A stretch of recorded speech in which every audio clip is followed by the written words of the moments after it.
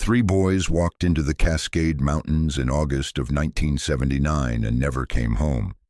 I was the deputy who closed their case 14 months later, filed it under presumed dead, typed those words myself on a county form, signed my name at the bottom, and placed it in a cabinet alongside 6 other missing persons files from that same stretch of timber. I want you to understand something before I go any further. I did not close that case because I believed those boys were dead. I closed it because what I found when I went looking for them was something I could not put into any report, could not describe to my captain, could not repeat to their mother, without being removed from duty and sent for a psychiatric evaluation. I closed the case to protect myself, and I have carried that decision for over 40 years. My name is Dale Whitfield. I served as a deputy with the Chelan County Sheriff's Office in Washington State from 1974 until 1998.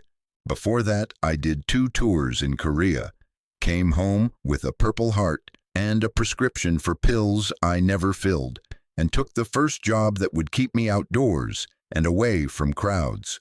Law enforcement in rural Washington in the 1970s was not what people imagine. There were no forensic labs, no helicopters on standby. We had a 2-channel radio system that cut out in half the county, a fleet of trucks that burned through transmissions every 18 months, and a territory that covered some of the most remote wilderness left in the lower 48 states.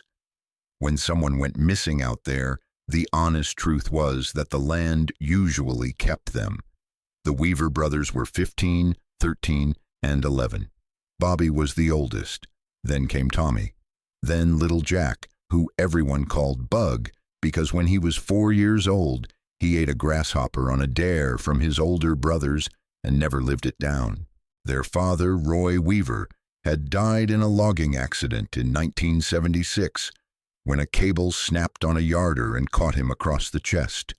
Their mother, Diane, worked double shifts at the cannery in Wenatchee and left the boys in the care of their grandmother, Pearl, who lived on a 7-acre parcel backed up against the Wenatchee National Forest, about 12 miles outside of Leavenworth. Pearl Weaver was 71 years old and sharp as a tack, but she had a bad hip and cataracts in her left eye, and those 3 boys ran circles around her from sunup to sundown. They were mountain kids, born in timber country, raised on venison and well water, educated in a 2-room schoolhouse where the teacher also drove the bus. Bobby could field dress a deer by the time he was 12.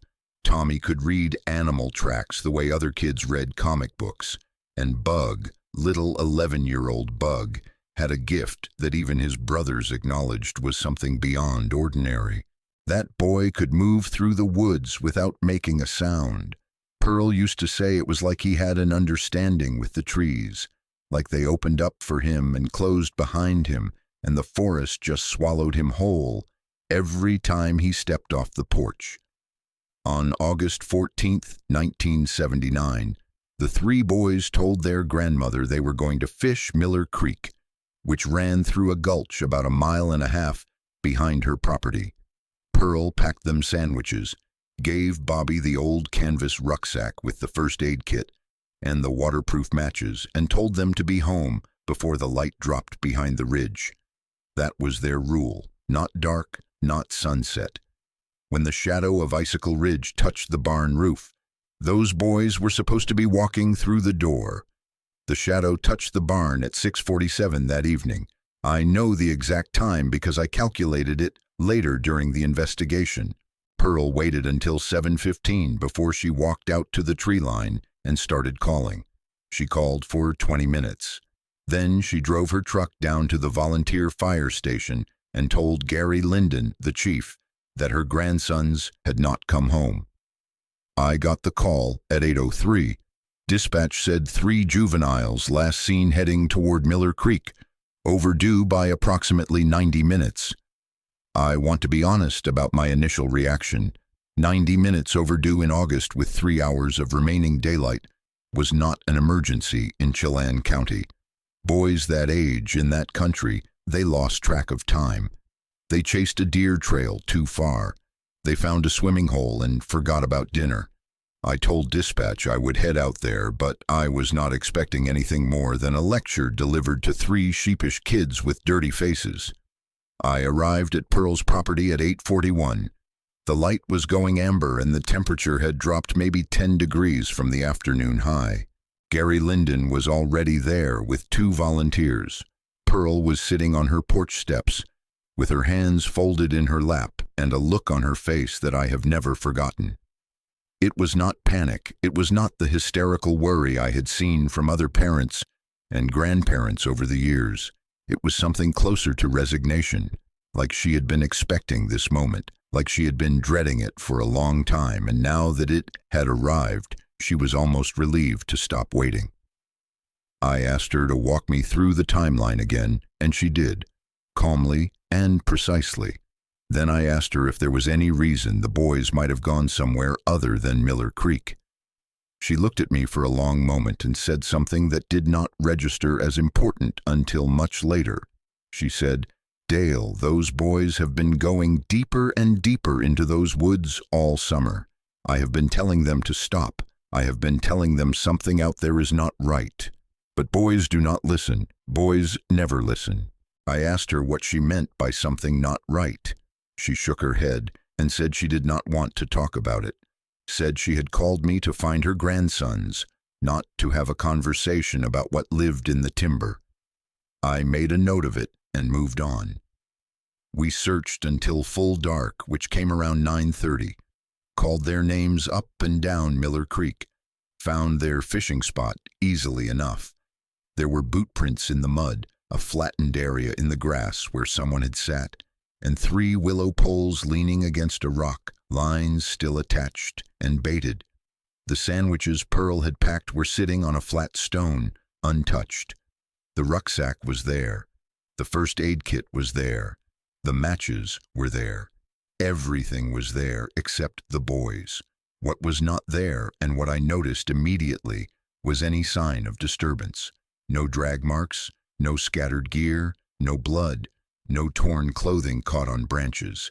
The scene looked exactly like 3 boys had been sitting by a creek, fishing and waiting for their sandwiches to warm in the sun, and then had simply stood up and walked away. All 3 of them.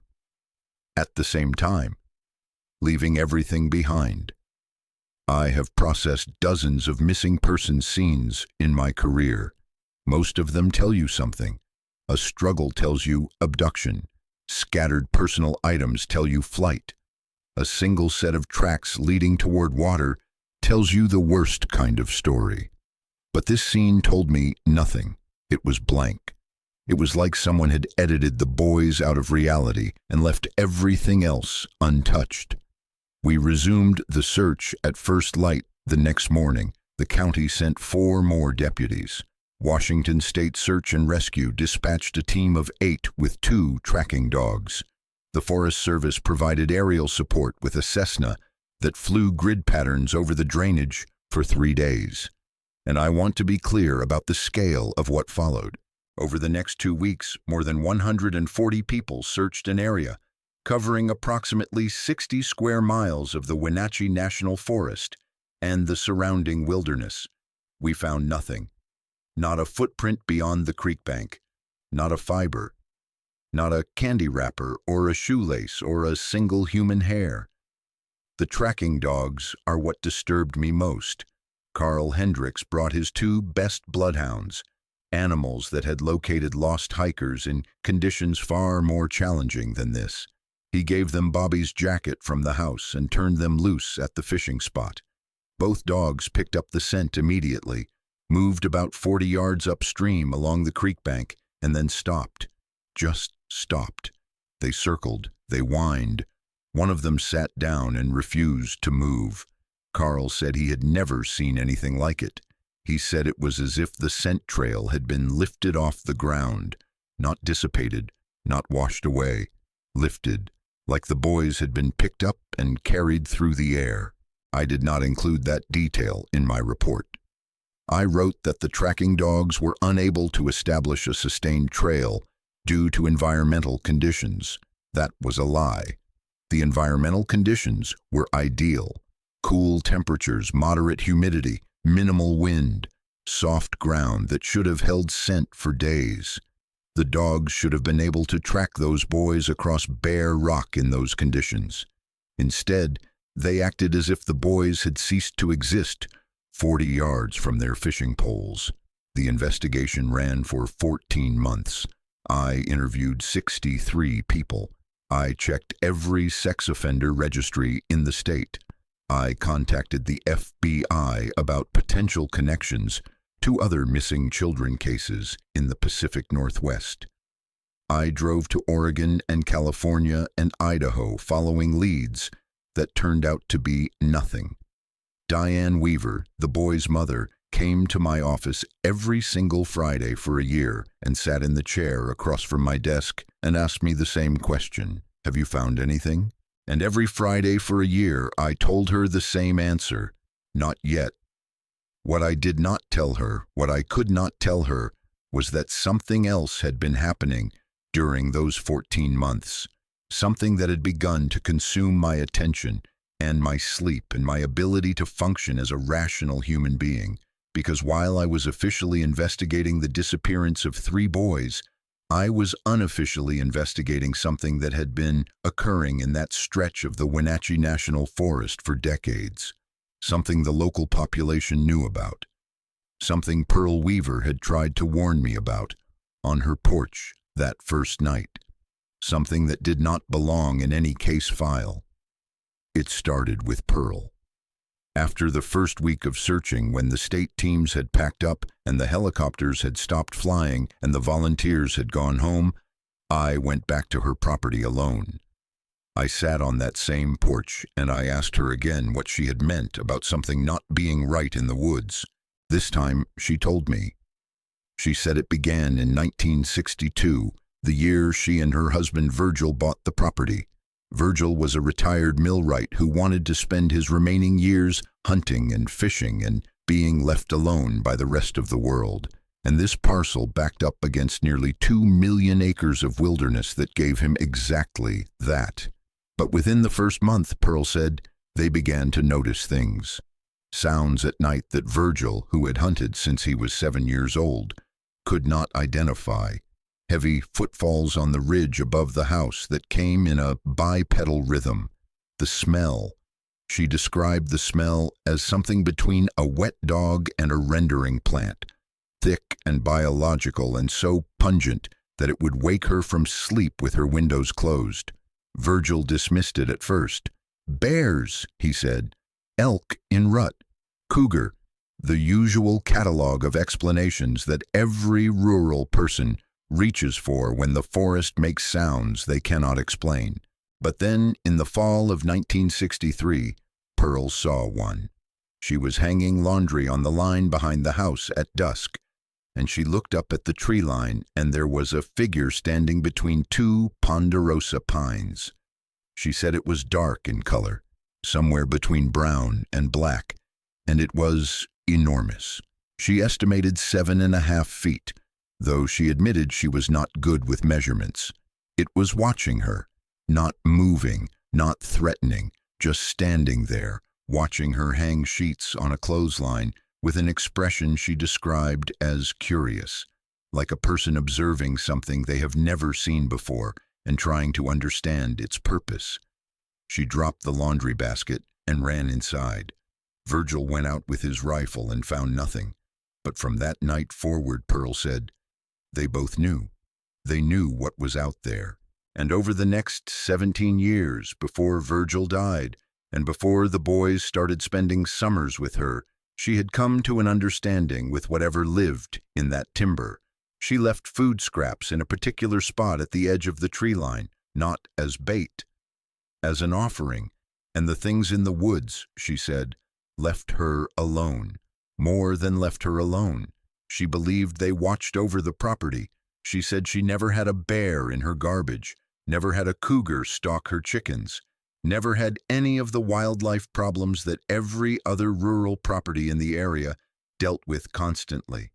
She believed the creatures kept the other animals away. She said it was like having neighbors you never spoke to but who shoveled your driveway after a snowstorm. I listened to all of this with the professional skepticism that my training demanded. I wrote it down. I did not argue with her. And then I asked her the question that had been forming in the back of my mind since the moment I saw those 3 untouched sandwiches on the rock by Miller Creek. I asked her if she thought those creatures had taken her grandsons. Pearl closed her eyes. She was quiet for a long time. Then she said, "Dale, I do not think they took them. I think the boys went to them. I think those boys have been visiting them all summer. I think Bug especially. That boy has been coming home smelling like something I cannot describe, with mud on his clothes from places I know he should not have been. I think he found them. I think he befriended them. And I think on that day by the creek they went with them. All 3 of them, by choice." I want you to understand how that statement landed on me in 1979. I was 54 years old. I was a Korea veteran. I was a law enforcement officer in a county where people took their work seriously and did not tolerate foolishness. The idea that 3 boys had voluntarily walked away from their fishing poles to go live with Bigfoot was not something I could take to my captain. It was not something I could put in a report. It was not something I could say to Diane Weaver on a Friday afternoon in my office. So I set it aside. I filed it in the same mental cabinet where I kept the things I had seen along the Nakdong River that I did not discuss at dinner parties, and I continued my investigation along conventional lines. But Pearl's words stayed with me. They stayed with me because they explained the one thing about that fishing spot that no conventional theory could account for. 3 boys do not get abducted simultaneously without a struggle. 3 boys do not wander away from their gear simultaneously without a reason. 3 boys do not vanish from a creek bank without leaving a single track unless they left with something that did not leave tracks, or unless they left with something that knew how to move through the forest in ways that erased its passage. The case went cold. I filed it. I typed those terrible words, "presumed dead," and I tried to move on. I did not move on. I spent the next 3 years driving out to Pearl's property on my days off, sitting on her porch, drinking her coffee and listening to her stories. She told me about every encounter she and Virgil had experienced. She told me about the times she had heard what she described as language coming from the ridge, not random vocalizations, structured sounds with rhythm and repetition, and what she believed were distinct words. She told me about finding structures in the forest, trees bent and woven together in patterns that could not be explained by wind or snowfall. She told me about footprints she had found in the mud along the creek, prints that measured 18 inches long and 8 inches wide, with a stride length that put the creature's height at somewhere between 7 and 9 feet. And she told me about the gifts. This is the part that changed everything for me. Pearl said that starting about 6 months after she began leaving food scraps at the tree line, she began finding things on her porch in the morning. A bundle of wild berries wrapped in a broad leaf, a piece of quartz crystal polished smooth placed precisely on the top step, a stack of straight, dry branches stripped of bark and cut to uniform length, left leaning against her doorframe like someone was contributing to her kindling supply. She showed me a wooden box where she kept these things. The quartz crystal was real. I held it. It had been shaped, not naturally tumbled smooth by water, shaped. Someone or something had worked that stone with intention. In the spring of 1982, 3 years after the boys disappeared, Pearl called me at the station. It was a Tuesday. She said, "Dale, you need to come out here right now." She would not say more on the phone. I drove out there with my lights on and found her standing at the tree line behind her house, pointing at something on the ground. It was a footprint, a human footprint, bare, small, a child's foot, pressed into the soft mud about 15 feet inside the tree line. It was fresh. The edges were crisp, and the water had not yet begun to seep into the depression. Someone had stood there barefoot within the last hour. Next to the child's footprint was another print. This one was not human. It was 17 inches long, deeply impressed into the soil, with 5 distinct toe marks and a heavy heel strike. An adult print of something massive, standing right beside a child. Pearl looked at me and said one word: bug. I measured the child's footprint. It was 7.5 inches long. I pulled the file on the boys and checked the notes I had taken during the initial investigation when I had measured their boots at Pearl's house for comparison. Bug's boot had been a size 4. A size 4 boy's boot has an interior measurement of approximately 8.5 inches. A barefoot child's print of 7.5 inches was consistent with a boy who was now 13 years old, accounting for growth if he had been walking barefoot long enough for his feet to spread and his arches to adapt to unshod terrain. I photographed both prints. I made plaster casts. And for the first time in my career, I began a parallel investigation that existed entirely off the books. I told no one, not my captain, not the other deputies, not Diane Weaver. I told only Pearl, who already knew, and who became my partner in what would turn into the most extraordinary undertaking of my life. Over the next several months, I developed a routine. Every weekend, weather permitting, I would drive out to Pearl's property before dawn, gear up with a pack, water, binoculars, and a camera, and head into the forest. I was not searching randomly. I was following a pattern that Pearl and I had worked out together based on her 17 years of observations. She had identified 3 areas where activity seemed concentrated. A hollow about 2 miles up the drainage where she frequently heard vocalizations at night. A south-facing slope above the creek where she had found the most structures, and a high meadow near the ridgeline, roughly 4 miles from the house, where Virgil had once told her he saw 2 of them standing together at dawn, silhouetted against the sky before they melted back into the timber. I focused on the south-facing slope first because it was the most accessible and because the structural evidence there was remarkable. I found 14 tree structures within a quarter-mile radius. Some were simple, a sapling bent into an arch and held in place by being woven through the branches of an adjacent tree. Others were complex, multiple trees pulled together to form what I can only describe as a shelter, with layered branches creating a roof and walls of interlocked limbs forming a windbreak. One structure, the largest, used 6 full-size trees, none less than 8 inches in diameter, bent at heights of 12 to 15 feet, and interwoven in a pattern that created an enclosed space roughly 10 feet across. The force required to bend those trees was beyond anything a human could generate without mechanical equipment.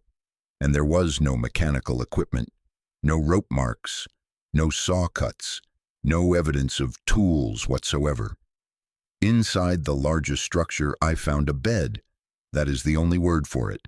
A thick layer of cedar boughs compressed and flattened by repeated use, covered with dried moss and what appeared to be animal hides.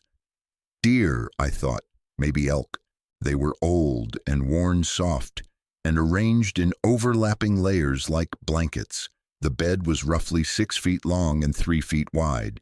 Next to it, separated by about 2 feet, was a smaller bed, maybe 4 feet long, arranged with the same care, the same layered hides, the same compressed cedar base.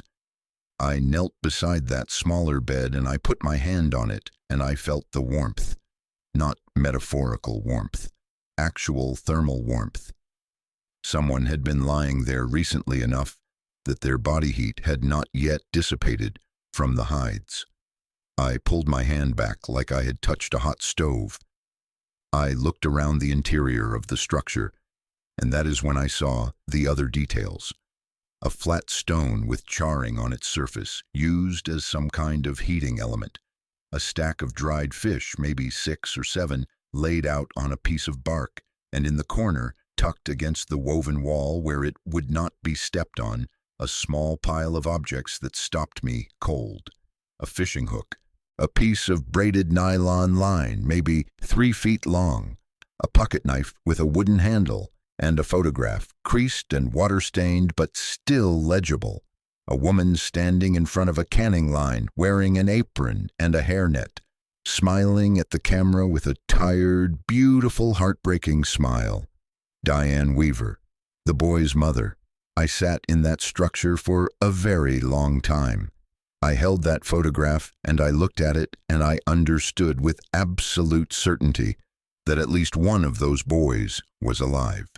Alive and living in this forest, living in a shelter built by creatures that should not exist, sleeping on hides beside something enormous and impossible, eating dried fish and carrying a pocket knife, and keeping a photograph of his mother hidden in the safest corner he could find. I did not take the photograph.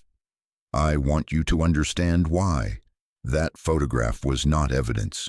It was a lifeline. It was the only connection that child had to his mother, and I was not going to sever it so I could place it in a plastic bag in an evidence room where it would accomplish nothing except proving that I had lost my mind. I went back to Pearl's house that afternoon. I sat on her porch and I told her what I had found. She cried. She cried for a long time. And then she looked at me and said something that formed the foundation of everything that followed. She said, "Dale, you cannot bring them back. If you go in there with dogs and deputies and helicopters, those creatures will take those boys so deep into this wilderness that no one will ever find them again. The only way to see those boys is to let them come to you." So, that is what we did. Pearl and I began a process that I can only describe as courtship. Not of the boys, of the creatures. We began leaving larger offerings at the tree line. Not just scraps, whole chickens, bags of apples, salt blocks that Pearl bought from the feed store in town. We left them in the same spot every time, and every time they were taken overnight. And we began to receive gifts in return. More quartz, bundles of medicinal plants that Pearl recognized from her grandmother's folk remedy books. Once a complete elk antler, massive, 6 points, polished to a gleam and placed on the porch steps as if it were a calling card. We were building trust, and it was working, because in September of 1982, 7 months after I found the footprint, Pearl woke me with a phone call at 4 in the morning and said, "Dale, get out here now. There is someone at the tree line, someone small." I broke every speed limit in the county. I pulled into her driveway 18 minutes later and killed my headlights and stepped out of the truck into the kind of darkness that only exists in places where the nearest streetlight is 12 miles away. Pearl was on her porch, wrapped in a quilt, pointing toward the northwest corner of her property, where the tree line made a sharp angle before climbing toward the ridge. I could not see anything at first. Then my eyes adjusted, and I saw him, a boy, standing at the edge of the trees, barefoot, wearing what appeared to be animal hides stitched together into a crude garment that covered him from his shoulders to his knees. His hair was long, halfway down his back, matted and wild. His skin was dark from sun and dirt and weather. He was thin but not emaciated. He stood with a posture I recognized from the Korean mountain villagers I had encountered during the war, relaxed but alert, balanced on the balls of his feet, ready to move in any direction at any instant. He was watching us, and behind him, maybe 20 feet back in the timber, partially obscured by the trunk of a massive Douglas fir, was a shape that was 8 feet tall and 4 feet wide at the shoulders, and darker than the darkness that surrounded it, standing perfectly still, watching us watch the boy. Pearl whispered his name. "Bug." The boy did not move. He stood there for what I estimate was 4 to 5 minutes, though it felt like an hour. Then he turned his head slightly and looked back at the shape in the trees. Some kind of communication passed between them. I do not know if it was a sound too low for me to register, or a gesture I could not see in the darkness, or something else entirely. But they reached a decision together, the boy and the creature, in that moment. And the boy took one step forward, out of the tree line, into the open grass of Pearl's yard. Pearl stood up from her chair. I put my hand on her arm and said, "Wait." The boy took another step, then another. He was moving toward the house with the careful, measured gait of someone who was used to moving silently through dense forest and was now navigating the strangeness of open ground. When he was about 30 feet from the porch, he stopped. He opened his mouth and spoke. His voice was rough, like he had not used it in a long time. The words came slowly with effort, like he was remembering how language worked. He said 4 words that I will hear in my mind until the day they put me in the ground. "Grandma, we are okay." Pearl broke away from me. She went down those porch steps faster than I thought a 74-year-old woman with a bad hip could move. She crossed the grass and she dropped to her knees in front of that boy, and she pulled him into her arms and held him. The boy stood rigid for a moment, like he had forgotten what an embrace felt like. Then his arms came up and he held her back, and he buried his face in her shoulder, and his body shook. I stood on that porch and I watched a grandmother hold her grandson, who had been missing for 3 years, and I looked past them to the tree line where the massive shape still stood in the darkness, motionless, watching. And I swear to you, on everything I hold sacred, that shape shifted slightly, leaned forward, like it was observing this reunion with something that might have been understanding, maybe even tenderness. The boy pulled back from Pearl after a minute or so. She was asking him questions. "Are you hurt? Are you eating? Where are your brothers?" He answered haltingly, mixing English words with sounds I did not recognize, guttural, tonal sounds that came from deep in his chest. He was bilingual now, I realized. He spoke English and he spoke whatever language those creatures used, and he was toggling between them like a child raised in a household where 2 languages were spoken at the dinner table. He told us Bobby and Tommy were fine. He said they were at a place he called the Hollow, which I understood to be the area Pearl had identified as a vocalization hotspot 2 miles up the drainage. He said they had been there since the day they left the creek. He said they had gone willingly. He said Bobby had made the decision after Bug had introduced his brothers to what Bug called his family. His family. An 11-year-old boy had spent the summer of 1979 building a relationship with a group of creatures in the forest behind his grandmother's house, and by August he considered them family. And when he brought his brothers to meet them, Bobby, the 15-year-old, the one who could field dress a deer and who had assumed the role of protector after their father's death, Bobby had looked at these creatures and looked at his brothers and made a calculation that I believe was both insane and completely rational. He decided that his brothers were safer in the forest with these beings than they were in the human world that had already taken their father and was slowly grinding down their mother and grandmother through poverty and exhaustion and grief. Bug stayed for approximately 20 minutes. He ate a piece of bread that Pearl gave him, holding it in both hands and taking small bites like he was savoring something he had almost forgotten. He drank water from a glass and examined the glass afterward with fascination, turning it in his hands, holding it up to catch the faint starlight. Then he looked back at the tree line and made a sound. Not a word. A sound, low and resonant like a note played on a cello. The shape in the darkness moved. It stepped backward, deeper into the forest, and disappeared. Bug looked at Pearl. He looked at me. Then he said, "I will come back." And he turned and walked across the yard and into the trees and was gone. No sound, no rustling branches, no snapping twigs. He moved through that forest like water through a sieve, like he had been doing it for 3 years, because he had. Pearl and I sat on that porch until sunrise. Neither of us spoke for a long time. The birds started. The light came up gray and pink over the ridge. Finally, Pearl said what both of us were thinking. She said, "Dale, what do we do?"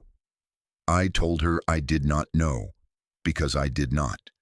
Every piece of my training, every instinct from nearly a decade of law enforcement told me to call this in. 3 missing children located, alive, in the custody of unknown entities in the Wenatchee National Forest. Deploy every resource, recover those boys, return them to their mother, close the case properly. But I had seen the shape in the trees. I had seen the way Bug looked back at it before he left. I had seen the communication between them, silent and instantaneous and layered with a trust that went beyond anything I could explain. And I had heard Pearl's warning echoing in my mind. If you go in there with force, those creatures will take those boys so deep into this wilderness that no one will ever find them again.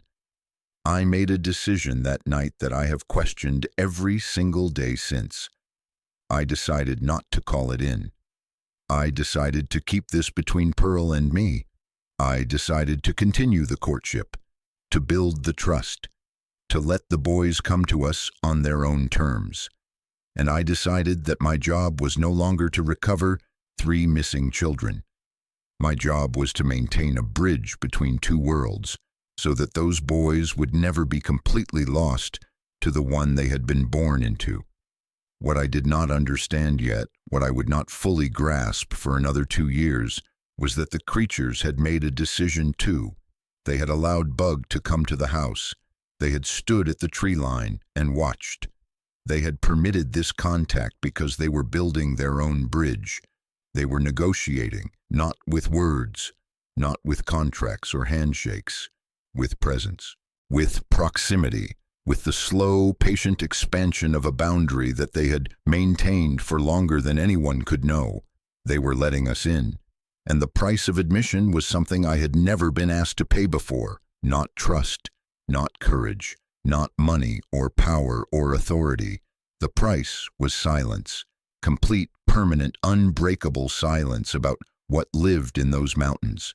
And I paid it. I am paying it right now, talking to you, breaking a promise I made to things that are not human but that understand what a promise means better than most people I have ever known. The visits became a rhythm, not regular enough to predict, not rare enough to feel accidental. Bug would appear at the tree line roughly once every 3 to 4 weeks.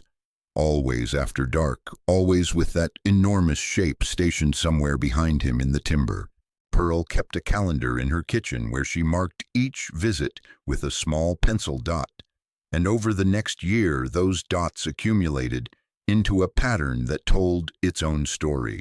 He came more frequently in autumn and spring, less often in deep winter when the snow buried the ridgeline and the temperature dropped below 0, and even the creatures, I assumed, stayed close to whatever sheltered places they had carved out of the mountains. He never came during a full moon. I asked Pearl about that, and she shrugged and said maybe they did not like being seen that clearly, or maybe the hunting was better on bright nights and they were busy. Each visit, Bug stayed a little longer.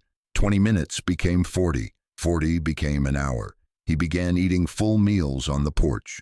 Pearl would have food ready, always the same things: bread, butter, canned peaches, venison jerky. He ate methodically without hurry, and he talked more each time. His English was coming back. It was rough and oddly accented, peppered with pauses where he would search for a word he had not used in years. But it was functional. He was 13 now, and I could see the intelligence in his eyes that Pearl had always described. This was not a feral child. This was a boy who was living between 2 languages, 2 cultures, 2 entirely different modes of existence, and managing both with a flexibility that most adults could not have achieved. He told us about his life. piece by piece, visit by visit, like he was building a bridge with words the same way the creatures had built it with proximity. And what he described was not what I expected. It was not captivity. It was not survival. It was a community. The group he lived with consisted of 9 individuals. He described them using names he had given them, names drawn from characteristics he had observed. The largest male, the one who stood at the tree line during visits, he called Stone because his skin had a grayish cast in certain light and because he was immovable once he took a position. Stone was what Bug estimated to be the leader, though he said leadership among them was not like human leadership. It was not about dominance or aggression, it was about knowledge. Stone knew where to find food in every season. He knew which trails were safe and which were being used by humans. He knew the weather patterns and the migration routes and the locations of every water source within what Bug estimated was a territory of about 40 square miles. Stone led because he knew the most, and when he did not know something, he deferred to whichever member of the group did. There were 2 adult females. Bug called them Red and Fern. Red was smaller than Stone by about a foot, but broader in the hips and shoulders, and she was the one who had first approached Bug during his solo wanderings in the summer of '79. He described their initial meeting with a casualness that amazed me. He said he had been following a game trail up the south slope when he smelled something strong and unusual, and instead of running, which any sensible child would have done, he sat down on a rock and waited. He said he knew from the smell that something large was nearby and he wanted to see it. He said he was not afraid. He said the forest had always felt safe to him, and whatever was making that smell felt like it belonged there, like it was part of the same system that included the deer and the elk and the bears and the trees themselves. Red had emerged from behind a deadfall about 50 yards uphill. She stood at full height, which Bug estimated at just under 7 feet, and looked at him. He looked at her. Neither of them moved for what he guessed was 10 minutes.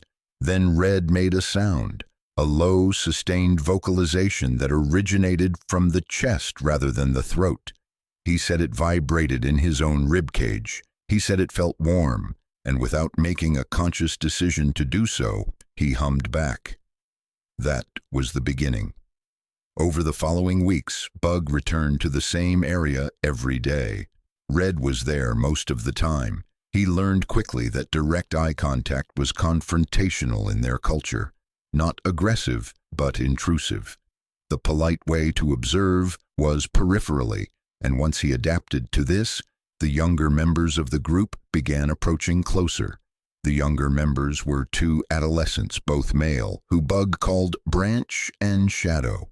Branch was clumsy and loud by the group's standards, always crashing through undergrowth and earning sharp reprimands from the adults. Shadow was the opposite, silent, precise, almost invisible. Bug said Shadow could stand 10 feet away and become indistinguishable from the surrounding trees by simply holding still and adjusting his posture to match the angle of the trunks around him. It was not camouflage in the biological sense. It was a learned skill. There were also 2 infants carried constantly by Red and Fern and guarded with a ferocity that was the only context in which the creatures displayed anything resembling aggression. Bug told me about a time when a black bear wandered too close to Fern and one of the babies. Stone covered 70 yards in about 4 seconds, hit the bear with an open palm strike that launched it 15 feet through the air, and then stood over it, producing a sound that Bug said was the most terrifying thing he had ever heard. Low frequency, nearly subsonic. He said he felt it in his bowels. The bear did not move for several minutes. I asked Bug about Bobby and Tommy during one of his early visits. He said Bobby was fine. Bobby had taken on a role within the group that Bug described as builder. Bobby, with his knowledge of tools and materials and mechanical thinking, inherited from a father who had worked in the logging industry, had become useful to the creatures in ways that transcended language.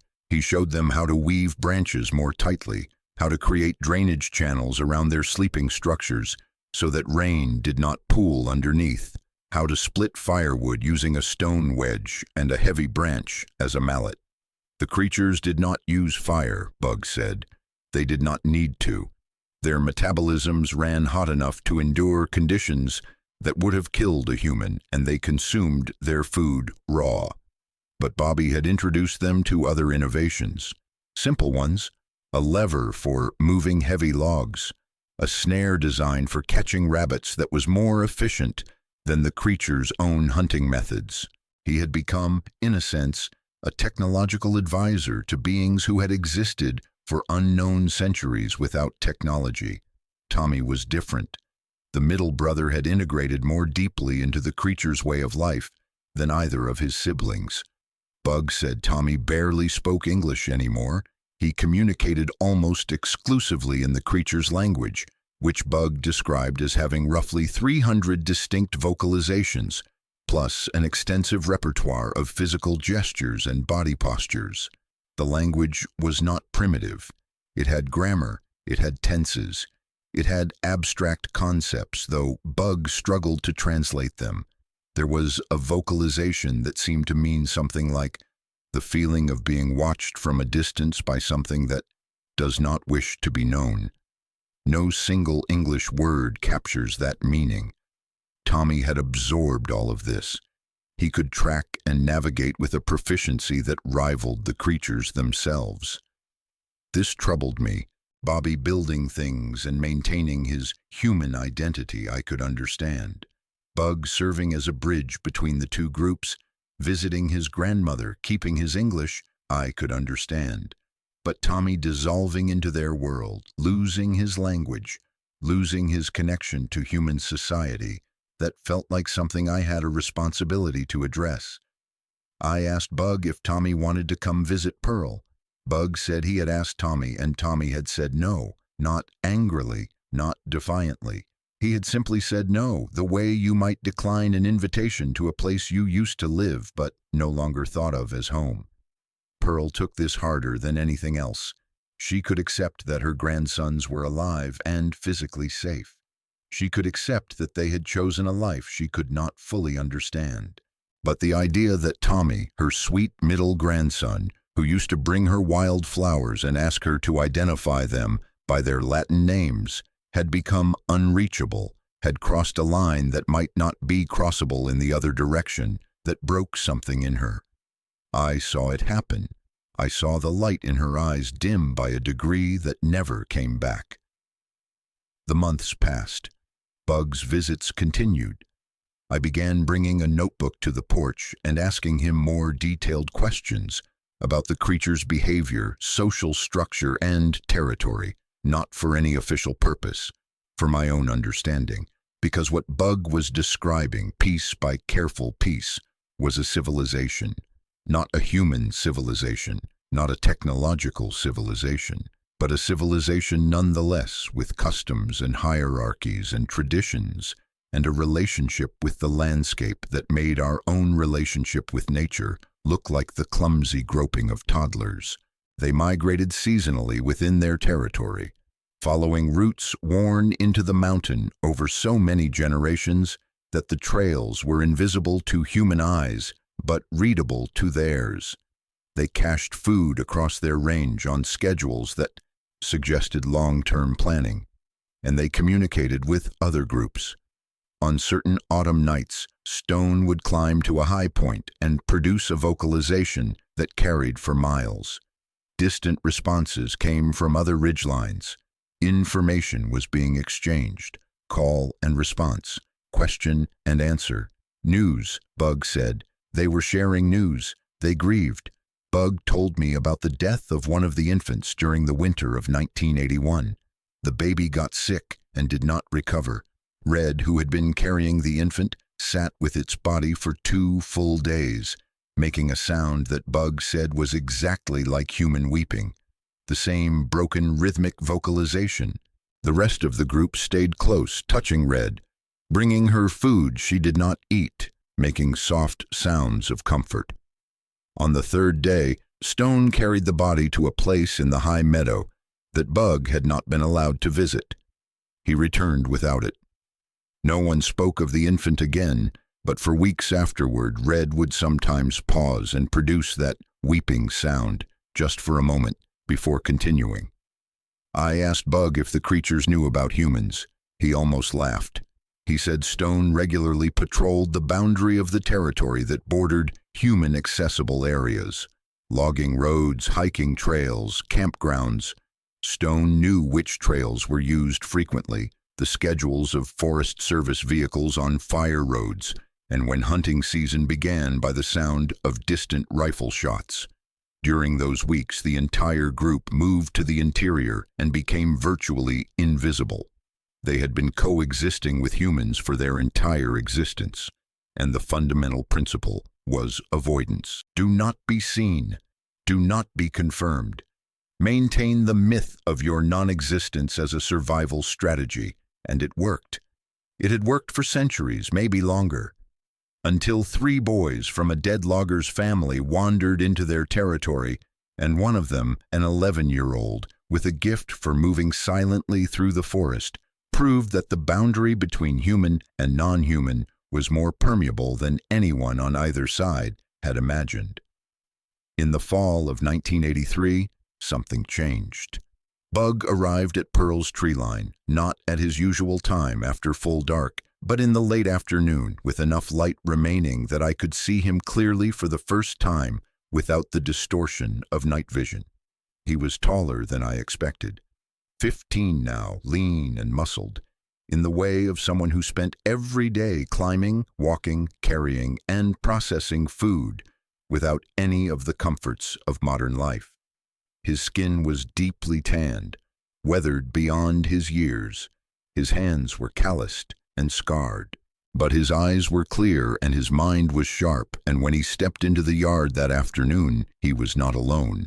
Bobby walked out of the tree line behind him.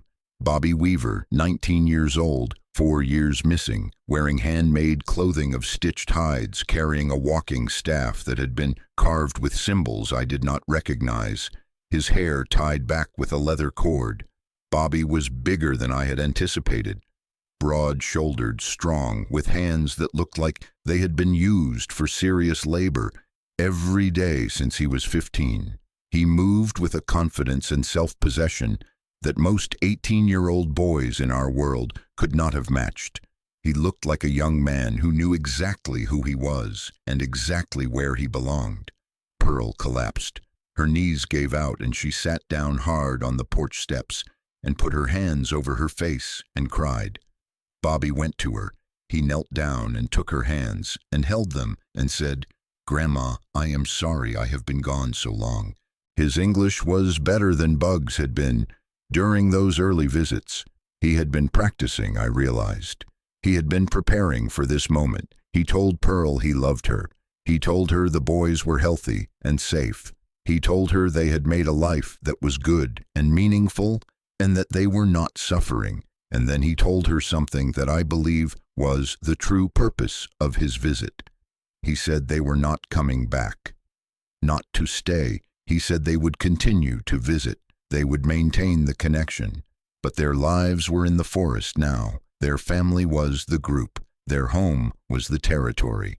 And he asked Pearl to accept this, not to approve of it, not to understand it, just to accept it and to know that her grandsons were alive and together and that they had not been taken or harmed or imprisoned. They had chosen. Pearl asked about Tommy. Bobby's face changed. Not sadness exactly, something more complicated. He said Tommy was the most adapted of the 3 of them. He said Tommy had paired with one of the adolescent females from a neighboring group that had intersected with Stone's territory during a seasonal migration. Tommy was starting his own family.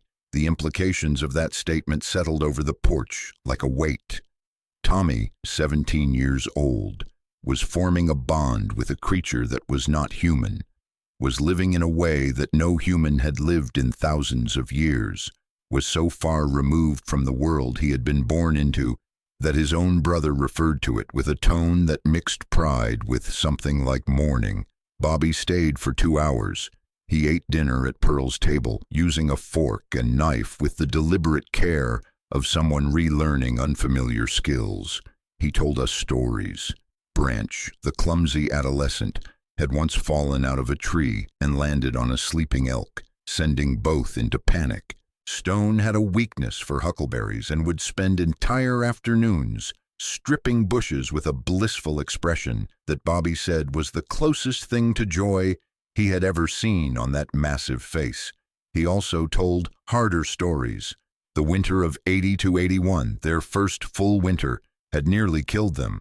Bobby said they survived because Stone and Red essentially adopted them, sharing body heat during the worst nights by sleeping in a tight cluster with the boys pressed between their enormous warm bodies. Bobby said there were nights when even the creatures were uncomfortable, huddling together, the infants tucked into the center, the adults forming a living wall against the wind. He said those nights bonded them more deeply than any shared meal ever could.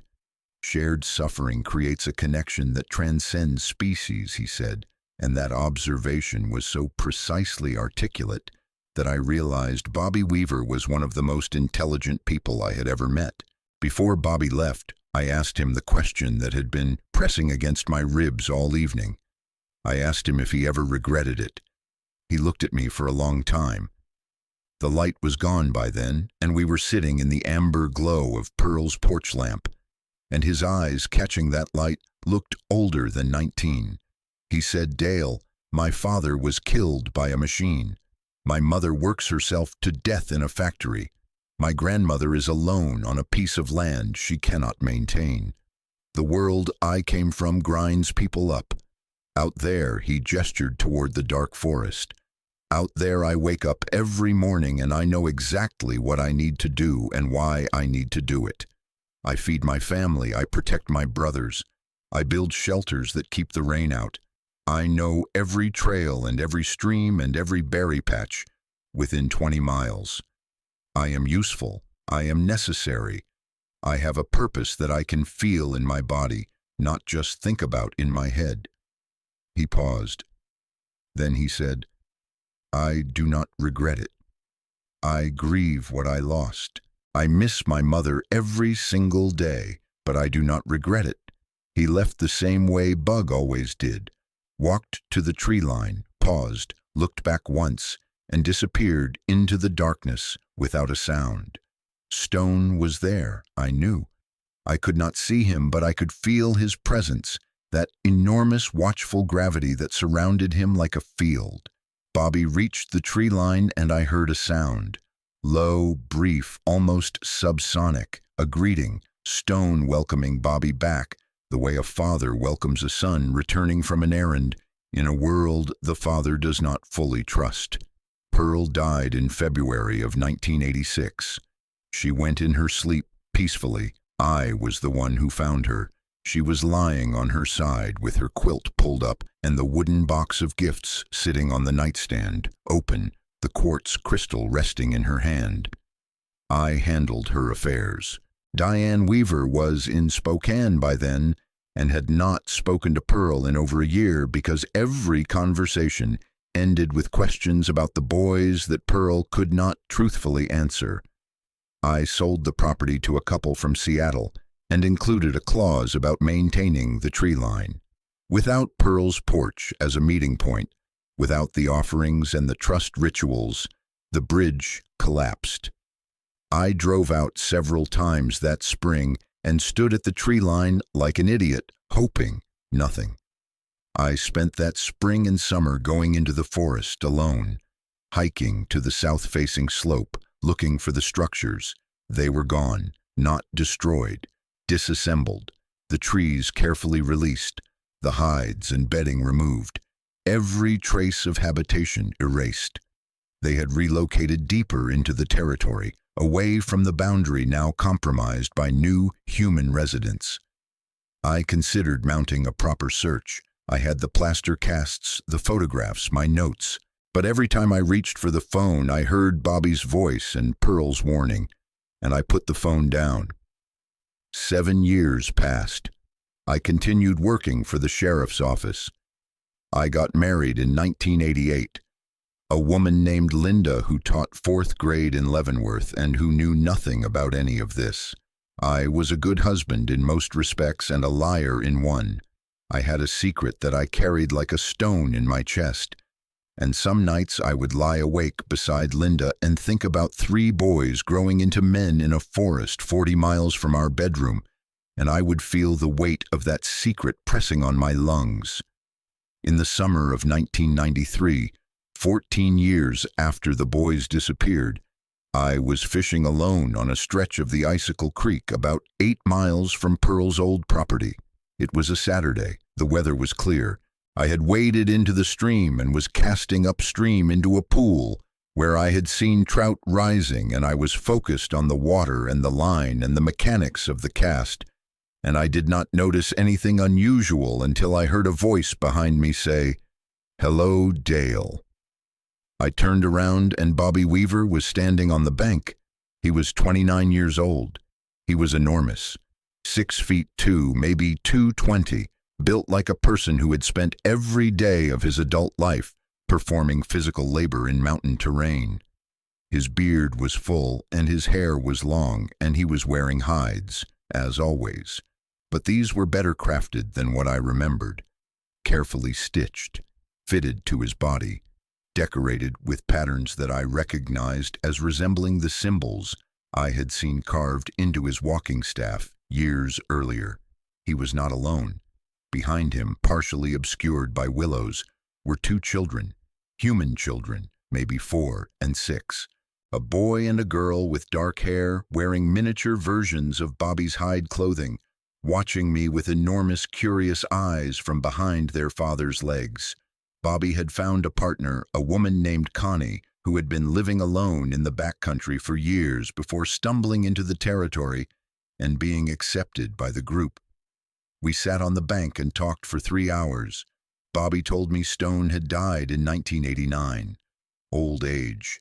The massive creature had simply slowed down over months and one morning did not get up.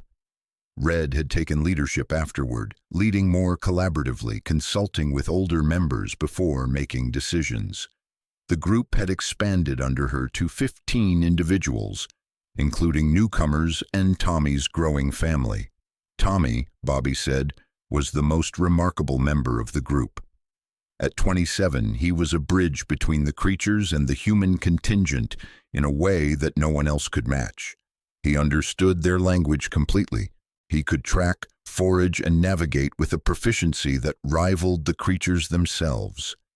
And his children, Bobby said quietly, were something no one could have predicted. Tommy's children, half human and half something else, were unlike anything Bobby had ever seen. They grew faster than human children. They were stronger. They had inherited their mother's ability to move silently and their father's ability to think abstractly, and the combination produced individuals of extraordinary capability. I asked Bobby what they looked like. He hesitated. Then he said they looked like both, like us and like them. Their features were human enough that you would not scream if you saw them on a street, but different enough that you would look twice. Broader faces, deeper set eyes, heavier brow ridges, body proportions that were slightly off from human norms. Longer arms, wider shoulders, larger hands and feet relative to their height. They were covered in fine hair, darker than human body hair, but not the full coat of the adult creatures. They were, Bobby said, searching for the right word, beautiful. They were beautiful because they were proof that the boundary between human and non-human was not a wall, it was a membrane, and life had found a way through it. Bobby asked about Diane. I told him his mother was alive, living in Spokane, working at the cannery. I told him she had never stopped hoping. He closed his eyes and was quiet for a long time, and then he said something that tore a hole in my chest. He said, "Tell her I am sorry. Tell her we are alive and we are together and we are happy. Tell her the boys she raised are men now, and they are good men, and they are living a life that has meaning and purpose and love. Tell her I think about her every single day. Tell her I keep her photograph in a safe place, and I show it to my children, and I tell them about The woman who gave me everything good that I am. I said, Bobby, why do you not tell her yourself? He shook his head. He said he could not. He said if he went back, if he stood in front of his mother and let her see him, and touch him and hold him, she would never let go. She would call the authorities. She would insist on rescue. And everything they had built, everything the creatures had trusted them with, every bridge and every bond and every fragile understanding between two species that had been living alongside each other in secret for millennia, all of it would collapse. He said he loved his mother too much to destroy her peace by giving her something she could not keep. I drove to Spokane the following weekend.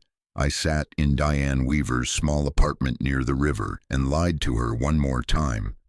I told her a hiker had reported seeing 3 young men in the backcountry near Leavenworth, and while I could not confirm anything, I wanted her to know I still thought about the case. She cried. She showed me photographs of the boys taken the Christmas before they disappeared. Bobby in a red sweater, Tommy with a gap-toothed grin, Bug holding the kitten.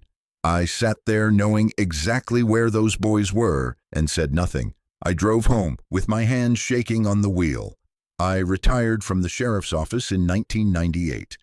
Linda and I moved to a smaller house in town. I took up woodworking. I grew tomatoes. I did all the things retired men do when they are trying to fill the hours that used to be occupied by purpose.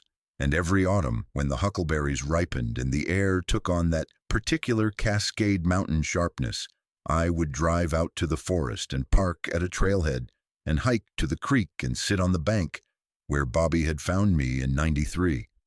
Just sit, not calling out, not searching, just being present, leaving the door open the way Pearl had taught me. And some years, nothing happened. The creek moved, the birds called, the light shifted, and I went home. But other years, 3 times in 12 years, 3 more times I saw them.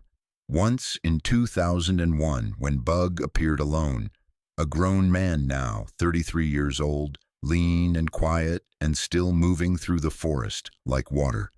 He sat with me for an hour and told me Red had died and that the group was being led now by Shadow, the once silent adolescent who had become a formidable adult.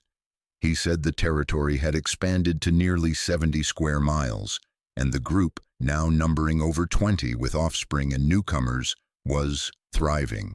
He said the forest was changing, though. Logging was pushing closer.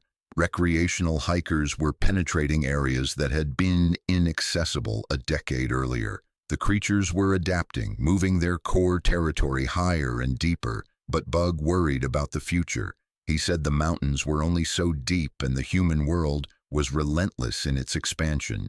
Once in 2006, when Bobby brought his youngest child, a boy named River, who was 13 years old and who shook my hand with a grip that nearly broke my fingers and who spoke English with perfect fluency, because Bobby had insisted on teaching all his children the language of the world they might someday need to navigate.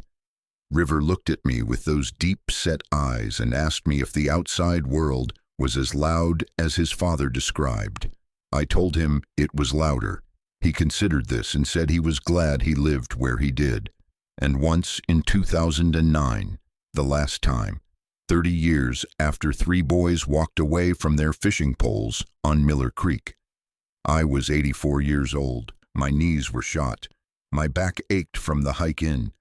I almost did not make the trip that year, but something pulled me, the same thing that had pulled me every autumn since Pearl first told me what lived in those mountains.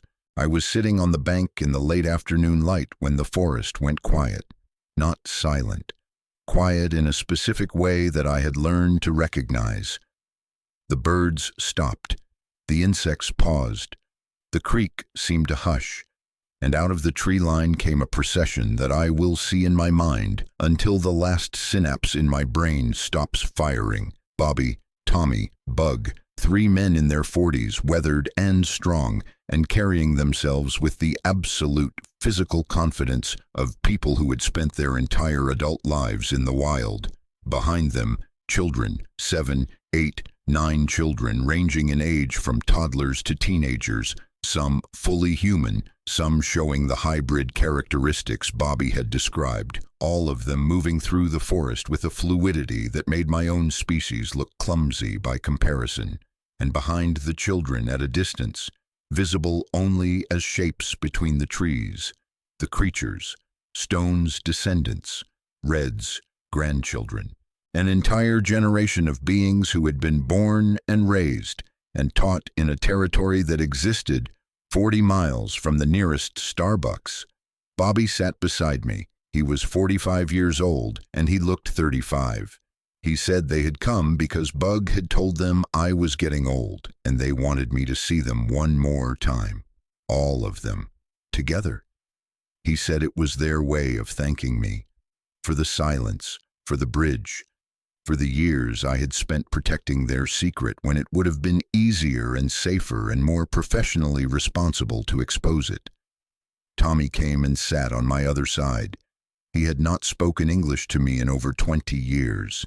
His voice, when he used it, was deep and resonant with the same tonal quality as the creature's vocalizations.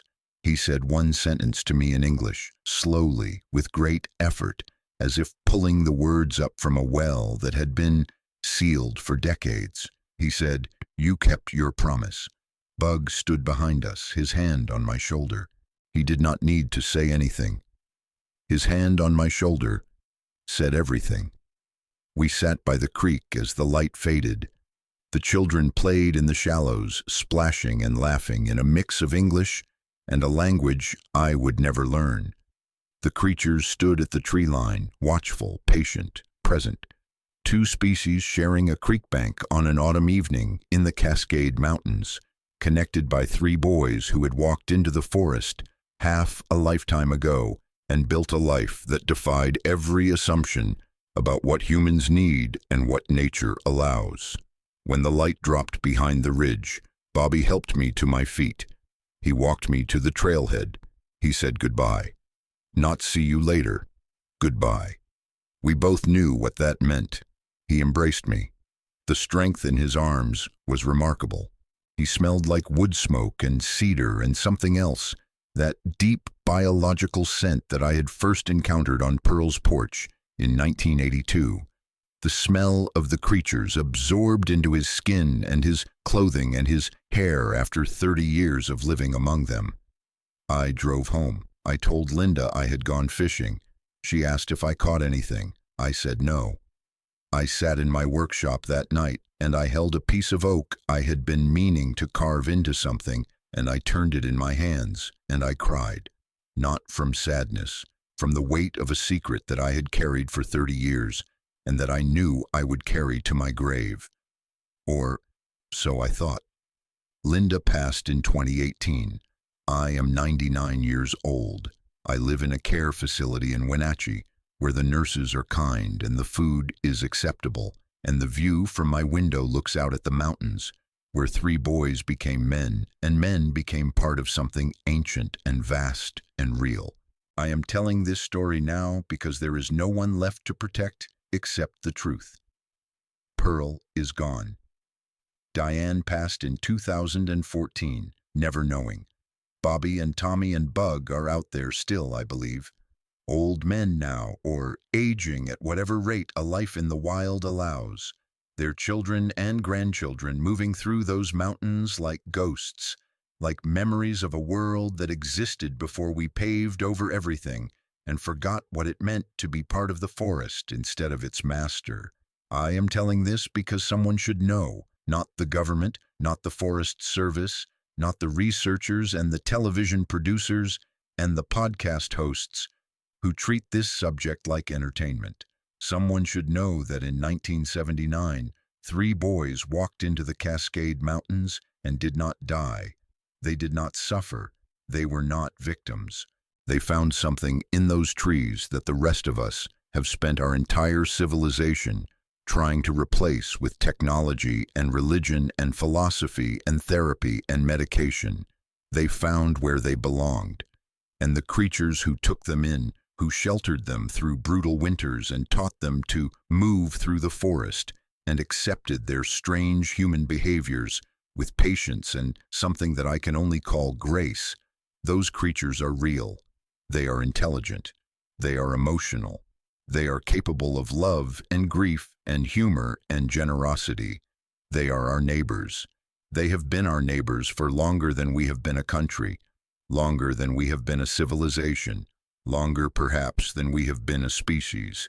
And all they have ever asked of us, the only thing they have ever wanted, is to be left alone.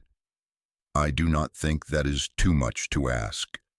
I do not think it is too much to give. I kept their secret for 40 years.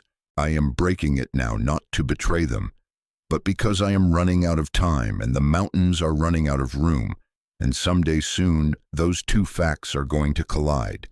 And when they do, someone is going to need to know that what lives in those forests is not a monster.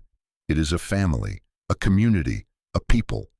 And among them, woven into their lives like threads in a blanket, are 3 boys from Chelan County who went fishing on an August afternoon and never came home because they found something better. My name is Dale Whitfield. I was a deputy, I was a liar, I was a bridge, and I am the last person alive who knows where Bobby, Tommy, and Bug Weaver have been for the last 46 years. Now you know too. Do with it what your conscience allows.